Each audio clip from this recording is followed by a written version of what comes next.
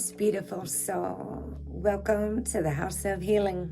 I'm your host, Lady Spellbreaker. And today I would like to share something about the power of pausing, the power of self-reflection, like just sitting and meditating with something for a moment.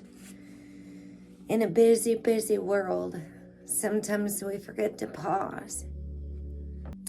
December 2nd, in Meditations for Women Who Do Too Much, by Ann Wilson Schaaf. Interests overextended. Isaac Dennison said, "I am involved in so many things, both purely practical and also where my feelings, my life itself are concerned, possibly by my own fault or perhaps quite by chance, that it is going to take all my strength if I am going to get through them or over them." Sometimes women who do too much get confused between healthy excitement about our work, a passion for our work, and workaholism. Passion moves to workaholism when it becomes destructive to the self and others. Workaholism isn't pursuing our interests. Workaholism doesn't give us time for our interests. We often may overextend ourselves in the pursuit of our interests, and the workaholic doesn't know when to stop. She just piles on more and more. The woman who has a healthy relationship with her interests is able to give her interests the time they deserve and savor them. My interests add richness to my life, but not when I go after them compulsively. So this has to do with has our work taken over our lives? Are we able to do the things that we enjoy, or are we so busy doing task after task that we don't have time to enjoy life, the small things? Little self-reflections like these have literally saved my life in the darkest of times. To just sit and self-reflect on things, reflect, and then self-reflect, meditate on things. And today, this book was stacked on this book on my bed. And it slid off on the floor, and I put it back up there. It fell off again, and I said, ah. And I picked it up and said, fall off again, fall on the floor one more time. And then I thought about it for a second and said, what, you want me to read it right now? Fine, okay, fine. And I sat down. I keep seeing feathers falling in the video. And so I sat down and read it, and read about women who do too much and Workaholics Anonymous. That'll be my next meeting I'll have to attend.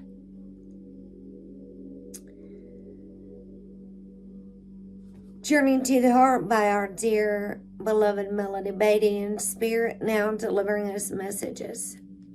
Journey to the Heart, daily meditations on the path to freeing your soul. December 2nd is learn to visualize your path. Learn to visualize what you would like to see happen in your life. Use your mind and your imagination in connection with your heart to create a picture of the future.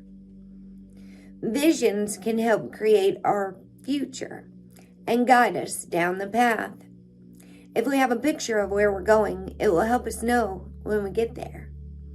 It will help us know we're on track.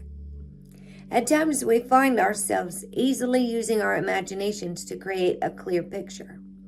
We can see ourselves doing something a particular way, comfortably functioning in a particular situation. We can see how what we're working on is going to look. We can see ourselves in a particular place, working at a particular job, or vacationing at that special spot. We know clearly what we want. Other times our vision may not be as clear. We may have only a few vague ideas about how a thing or place will look. We need to focus our attention and create as clear a picture as we can. Making a list of all we know about what we'd like it to be helps here. Other times we may be completely in the dark without a clue about where we're going. That doesn't mean we can't get there or that there is no place for us to go. It means we need to ask God, the universe, to help us to become more clear on what would be good.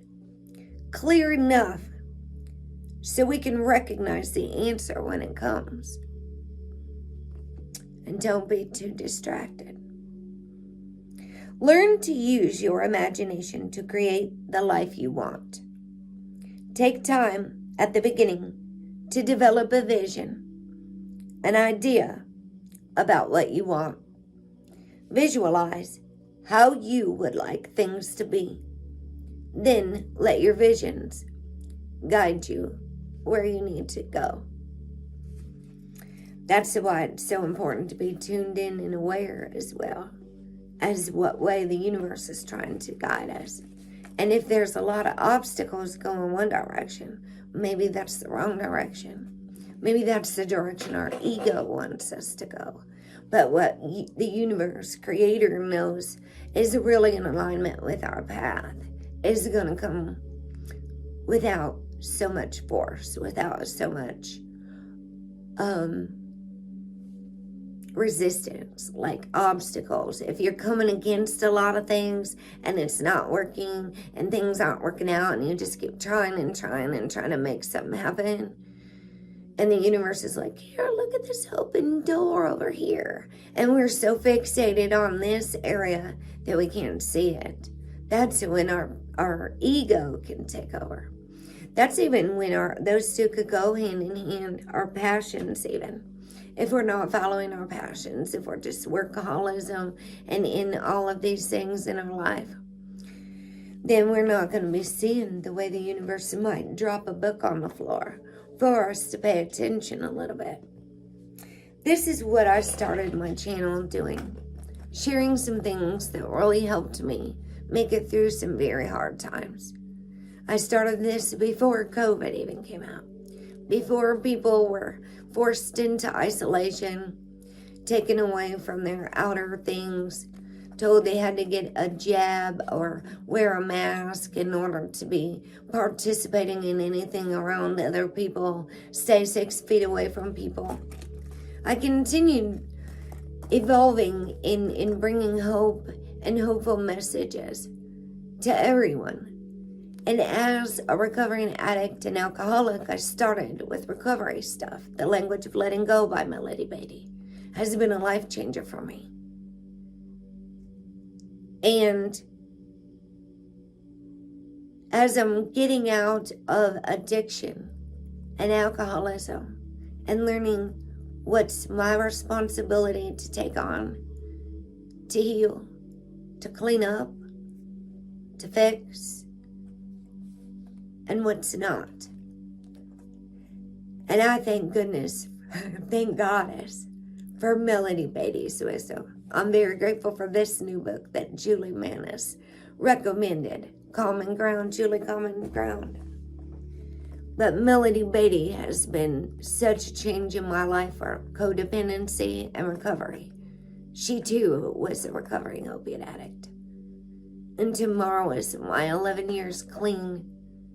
I just celebrated actually 7 years. No psychotropic medications either.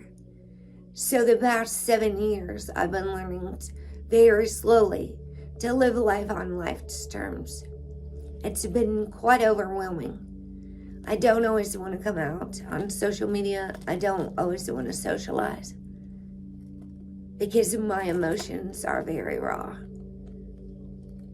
And things can get very overwhelming for me still. I'm still healing.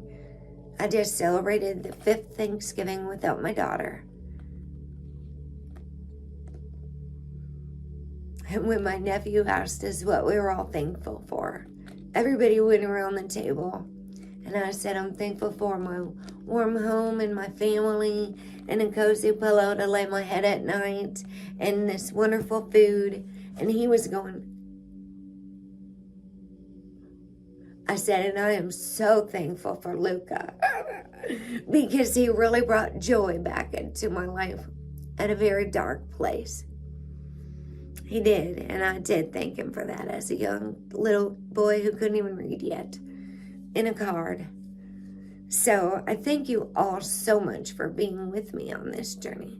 Everybody who's stopped to heal, everybody who's stopped to listen, everybody who's made changes. I'm giggling because yesterday Desiree said, when she was doing the cards on Burning Waters of the Moon tarot,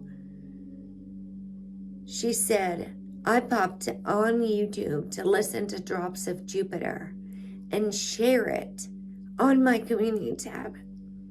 And Desiree was live. So I popped in there and she was doing cards. So I asked my question. And she said, when I speak, it sounds like I'm about to give a sermon or something. And I said, they told me in Bible study that I was going to be a big speaker for God. And I thought they were all crazy. And here we are. So, I don't know. The mouth of the divine can come through, and nothing in this world is more important than the children. And being a positive role model and influence for these little ones. And we do change for them. We don't just keep running and saying everybody needs to change but us. We all have work to do. And we can all do better every single day. Myself included. I'm a part of the collective. I've got a lot of work to do. I actually really can get very frustrated and angry when there's too much stimulation going on, too much information coming in, too many questions all at once. My brain is still healing from some very, very traumatic events without a bunch of psychotropics and things for complex PTSD. And my emotions are so raw and real that I sometimes need to just be alone with my God and my angels so I can get through some of these times that could be so overwhelming. Because I'm not always rainbows, butterflies, and smiles at all. I happen to love palm scream yoga, embracing the sacred rage and letting it all out. Very, very much. That'll be something I'll be teaching one day.